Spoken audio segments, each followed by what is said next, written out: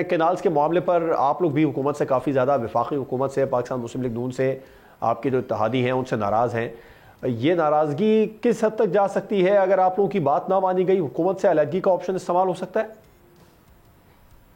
देखिए, वफाकी हुकूमत में तो है ही नहीं ना, लेकिन तो बेंचेस पर तो है ना। नहीं तो वफाकी हुकूमत तो सही नहीं ना, पीपल्स पार्टी तो क्या कैबिनेट में नहीं है, लेकिन वफाकी हुकूमत, आप अपोजिशन में भी तो नहीं है ना पाकिस्तान पीपल्स पार्टी। जी, हुकूमत की सपोर्टिंग जमात है। मैं समझता हूँ कि एक करारदाद पास हुई है सिंध असेंबली से भी। देखें, सिंध असेंबली से करारदाद पास हो गई यूनानिमस। प्रेसिडेंट ऑफ पाकिस्तान ने जॉइंट सेशन में कह दिया, उसकी मुखालफत भी कर दी, उसके लिए वार्न भी कर दिया।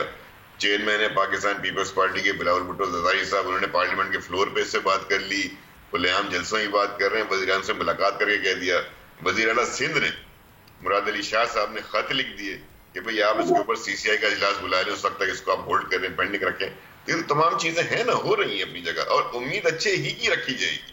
मामले गुफ्तो शनीद से जब नहीं हल होंगे तो फिर जाहिर है पार्टी चेयरमैन, पार्टी लीडरशिप फैसला करेगी क्या करना। राइट, आप समझते हैं कि कोई इस तरह का फैसला हो सकता है? क्योंकि बात तो हुई थी कि ये जिंदगी और मौत का मसला है, तो हुकूमत में रहने या ना रहने का फैसला किया जा सकता है इस मामले को लेकर। जवाद भाई, जो वक्त के आगे के फैसले होते हैं ना, वक्त से पहले नहीं किए जाते। तो इस वक्त तो कोशिश हो रही है कि ये चीजें ना बने, तो मैं उस कोशिश को ही प्रमोट करूंगा, सपोर्ट करूंगा। जब वो वक्त आएगा, जब पार्टी फैसला कर लेगी क्या करना है। वो जो पंजाब में पावर शेयरिंग का मामला चल रहा है, उस पर कुछ पेशरफ्त हुई है?